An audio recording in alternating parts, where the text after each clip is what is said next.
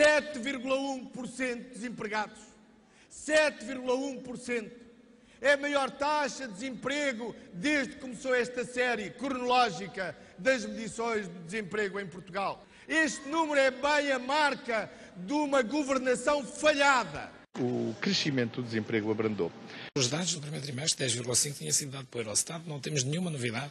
O que é novo e importante é que os dados do primeiro trimestre são velhos como os que eram anteriormente. Mais um mês, novo recorde. Parece só mais uma décima, mas esta nova subida faz com que a taxa esteja muito perto dos 11%.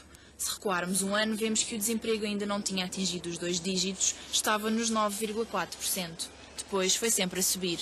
Há agora mais de 600 mil pessoas sem trabalho em Portugal, o maior número de sempre. Os números que o Eurostat tem dado para o desemprego em Portugal têm mudado todos os meses. Todos os meses o Eurostat tem corrigido as estimativas que tem dado. Como se sabe, os dados do INE têm coincidido praticamente com os dados do IFP. Como se sabe, não há divergências significativas. Aliás, esta estimativa que agora foi corrigida, corrigiu a estimativa de junho do ano passado, junho de 2009. Acabou de corrigir a estimativa de junho de 2009. O número do desemprego no segundo trimestre em Portugal é 10,6%. Divulgado pelo INE, como sabem, há muito pouco tempo. É o número oficial do desemprego em Portugal, 10,6%. A taxa de desemprego deve ultrapassar os 10,6% previstos pelo Governo. Apesar dos números finais de 2010 poderem ficar uma décima acima, o Secretário de Estado do Trabalho acredita que o pior já passou quanto a desemprego.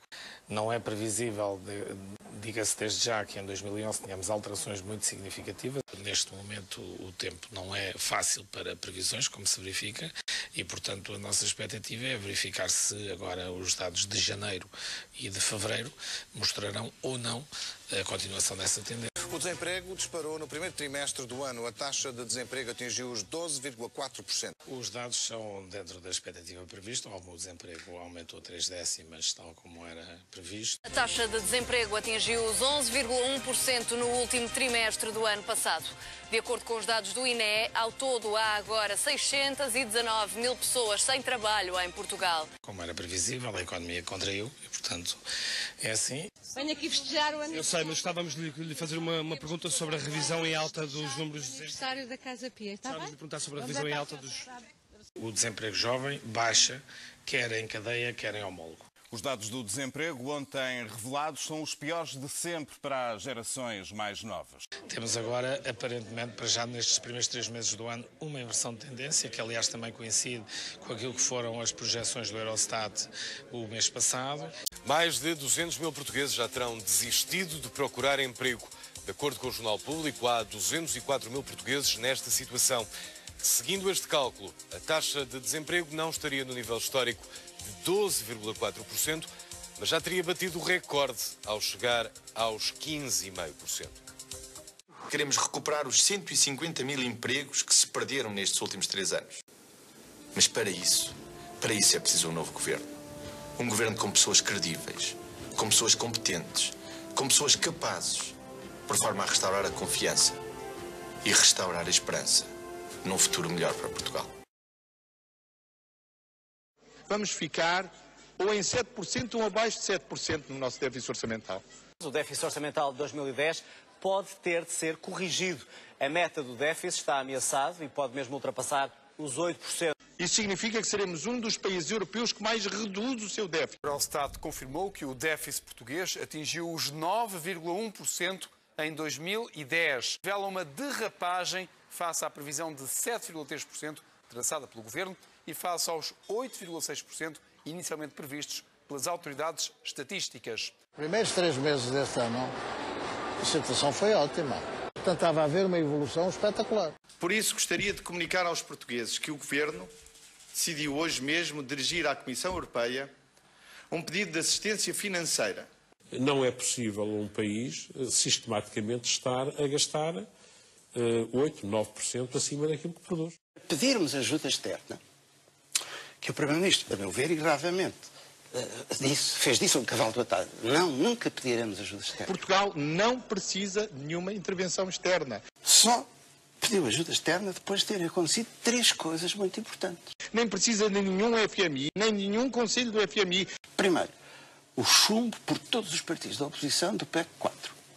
Rejeição do Programa de Estabilidade e Crescimento na Assembleia da República. Segundo, a dissolução da Assembleia da República sob parecer unânime do Conselho de Estado. Informei desta decisão o Sr. Presidente da República. E terceiro, o manifesto público da banca portuguesa. Esta situação tornou-se uma ameaça real ao financiamento da República, ao financiamento do nosso sistema bancário e, por consequência, ao financiamento da nossa economia. Se não fossem estes 3 empurrões. Sempre encarei um pedido de ajuda externa como uma solução de último recurso. Se calhar ainda hoje estava o Primeiro-Ministro a dizer, contra toda a evidência, que não queria ajuda externa. Depois de ter dito que não governava com o FMI, como é que agora quer convencer os portugueses de que é o melhor Primeiro-Ministro para governar com o programa do FMI? Toda a gente percebeu o que eu quis dizer quando disse isso. Pois eu quero dizer-vos, da minha parte, que eu não estou disponível para governar com o FMI. O que eu quis dizer foi que há um ano que luto intensamente para que nós não tivéssemos nenhum pedido de ajuda externa. Que eu não estou disponível para governar com o FMI. Muitas vezes me pergunto como é que foi possível terem feito isto ao país. Muitas vezes me pergunto isso, sem pensarem 2 vezes.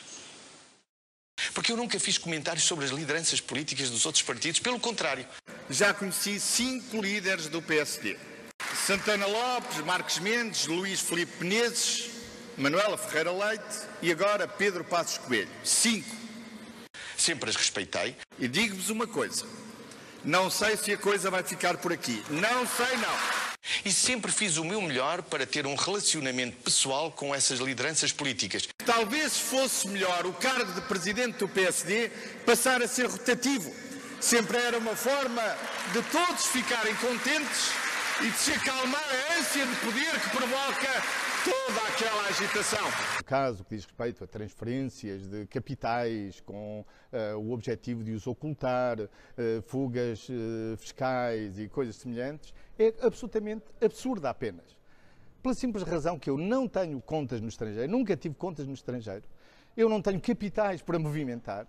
Quando estive em França, quando estive em França, tive uma conta da Caixa Geral de Depósitos, que era, digamos assim, que sempre foi o meu banco. Eu já disse várias vezes, eu só tenho uma conta bancária há mais de 25 anos. Eu não tenho nenhumas poupanças. Eu, quando fui viver para Paris, pedi um empréstimo para poder estar um ano de sabático em Paris e poder viver sem trabalhar. Mas mesmo que isso fosse verdade, é um completo absurdo. Como digo, pela simples razão que se estamos a falar de um caso de ocultação de capitais, é preciso ter capitais para os ocultar. Eu nunca tive capitais, sempre vivi do meu trabalho, como vivo hoje, nunca tive contas no estrangeiro, só tenho uma única conta bancária.